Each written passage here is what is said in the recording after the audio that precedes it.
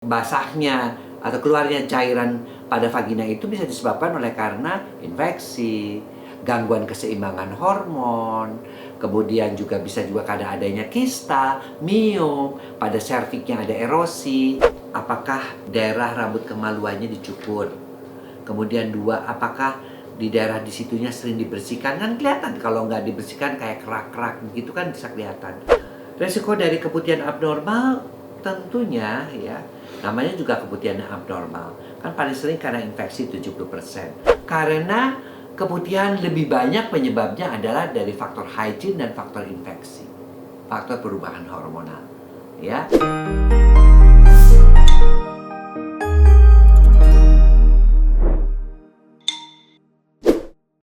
Halo Boykemania, selamat datang di Kacamata Dr. Boyke.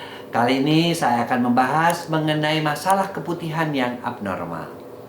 Oke. Boleh jelaskan dok, apa itu keputihan dan adakah fungsi keputihan yang normal dalam tubuh wanita? Jadi keputihan itu adalah suatu kondisi di mana ada keputihan yang patologis, yang penyakit, ada yang fisiologis. Keputihan yang fisiologis itu biasanya datang pada saat mens, pada saat selesai mens ya. Kemudian seseorang itu terangsang ya, melihat video porno atau merasa dirinya disentuh oleh pasangan ya yang dia cintai, dan biasanya timbul keputihan yang berupa rangsangan. Nah, sementara keputihan patologis itu keputihan yang penyakit ya. Jadi basahnya atau keluarnya cairan pada vagina itu bisa disebabkan oleh karena infeksi, gangguan keseimbangan hormon, kemudian juga bisa juga karena adanya kista, miom, pada serviknya ada erosi, seperti itu. Oke, lanjut. Apa perbedaan antara keputihan normal dengan yang abnormal? Selanjutnya ada perbedaan keputihan yang abnormal dan yang normal.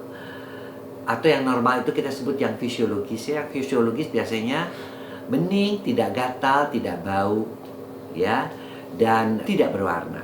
Bening itu tidak berwarna. Kalau keputihan yang abnormal biasanya ya kebalikannya, bisa dengan rasa nyeri, bisa berwarna, bisa darah, warnanya merah, kehitaman, kemudian hijau, kuning, ya, atau pecah-pecah seperti susu, ya, disertai rasa bau, ya, ataupun disertai dengan rasa nyeri. Oke, selanjutnya penyebab dari keputihan abnormal. Penyebab keputihan abnormal adalah tadi ada kista, miom, infeksi, paling sering infeksi sekitar 70% saya temukan di klinik Pak Sutri ya. Kemudian bisa juga karena perubahan hormonal ya, misalnya penyakit-penyakit yang menghasilkan perbedaan-perbedaan hormonal, atau misalnya minum pil KB itu perubahan hormonal juga bisa menimbulkan keputihan. Selanjutnya pengaruh kebersihan pribadi terhadap keputihan abnormal. Jadi pengaruh kebersihan pribadi terhadap keputihan itu sebenarnya bisa nampak ya. Kalau kita kan sebagai dokter bisa ngelihat apakah daerah rambut kemaluannya dicukur. Kemudian dua, apakah di daerah di situnya sering dibersihkan? Kan kelihatan kalau nggak dibersihkan kayak kerak-kerak begitu kan bisa kelihatan. Kemudian juga bagaimana dia penggunaan daripada celana dalamnya, apakah terbuat dari katun ataukah terbuat dari nilon yang menyerap, yang tidak bisa menyerap keringat. Kemudian saya juga bisa ngelihat bagaimana selangkangannya, apakah selangkangannya hitam atau tidak. Kemudian saya juga bisa melihat misalnya daerah di sekitarnya ya, pahanya dan sebagainya. Apakah dia merawat dengan baik, apakah dia gemuk ya, sehingga daerah di situ menjadi lembab dan memudahkan terjadinya keputihan disebabkan oleh karena jamur. Oke, tips dari dokter, apa yang bisa dilakukan wanita untuk mencegah keputihan abnormal?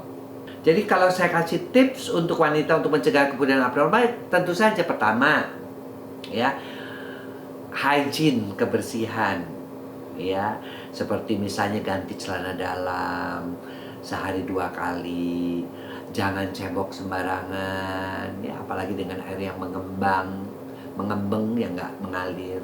Kemudian juga jangan cebok dari pembersih yang dari belakang keluarnya, sehingga air yang dari belakang itu, toiletnya itu bisa masuk ke dalam misfi ya, padahal dia membawa kotoran dari daerah sekitar anus, yaitu kotoran dari buang air besarnya.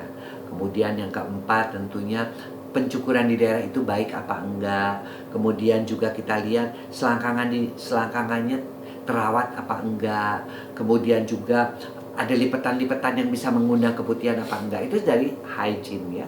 Kemudian yang kedua, kalau ada keputihan segera obati. Kita kan punya whisk pencuci vagina atau whisk spray ya.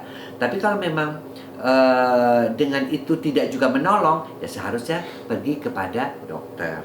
Nah, kemudian juga kalau untuk selangkangan kita juga ada yang namanya krim selangit. Itu juga bisa membuat daerah di situ glowing, sehingga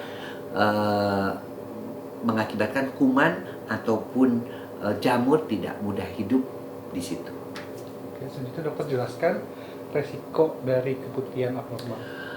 Resiko dari keputihan abnormal tentunya ya, namanya juga keputihan abnormal. Kan paling sering karena infeksi 70%. Tentunya bisa mengakibatkan komplikasi kemana-mana. Kalau infeksinya HPV bisa kanker mulut rahim. Kalau misalnya infeksinya bisa naik ke atas ya, yang disebut dengan ascendant infection, itu bisa menimbulkan kista yang berisi nanah karena infeksi. Kalau keputihannya kemudian infeksinya menyerang indung telur, bisa menyebabkan kemandulan. Kalau keputihannya kemudian infeksinya itu juga bisa merangsang timbulnya kista, bisa menimbulkan kista-kista infeksi. Ya, jadi keputihan nggak bisa dianggap sepele ya. Pada beberapa kali saya menemukan pasien ya yang kadang-kadang sudah sampai diobati macam-macam untuk bisa punya anak, ternyata penyebabnya keputihan ya. Akibat daripada keputihan yang banyak itu, spermanya menjadi lemah karena dia tidak bisa menembus yang namanya cairan keputihan tersebut. Jadi sebaiknya keputihan diobati, jangan tunggu sampai terjadinya komplikasi. Selanjutnya dok, boleh jelaskan apakah keputihan abnormal itu ada faktor genetiknya? Apakah keputihan ada faktor genetik? Itu keturunan. Ibu saya juga keputihan, saya juga jadi kemungkinan keputihan. Faktor genetik pada keputihan tidak bisa dibuktikan. Ya, karena apa? Karena keputihan lebih banyak penyebabnya adalah dari faktor hygiene dan faktor infeksi. Faktor perubahan hormonal. Ya. Jangan merasa bahwa kecuali kalau ibu saya gemuk, saya juga gemuk, ya berarti genetiknya gemuknya itu yang menyebabkan keputihannya, sehingga memudahkan terjadinya infeksi jamur akibat daerah di sekitar misfinya menjadi lebih lembab. Oke. Terakhir nih, dokter jelaskan tips untuk wanita biar jauh-jauh dari keputihan. Ini tips terakhir dari saya untuk supaya tidak terjadi keputihan tadi ya. Jadi perawatan hygiene pribadi ya, termasuk celana dalam yang harus diganti, termasuk cebok tidak boleh sembarangan. Kemudian juga yang tentunya penting adalah menghindarkan infeksi. Jangan sampai kamu melakukan hubungan seks dengan orang-orang yang membawa infeksi. Dan yang ketiga, nih saya minta, ini adalah Femilove. Femilove terbuat dari herbal yang saya prakarsai untuk mengurangi keputihan ya. Bahkan pada beberapa orang baunya hilang. Kemudian juga pengobatan keputihannya itu dari dalam ya. Selain tadi personal hygiene yang mesti baik, dan pengobatan dari dalam akan membuat vagina juga menjadi lebih sehat lagi. Femilove hanya diminum 2-3 kali 1 per hari. Nah, itulah tips and trick untuk mengatasi keputihan atau mengatasi masalah-masalah kewanitaan.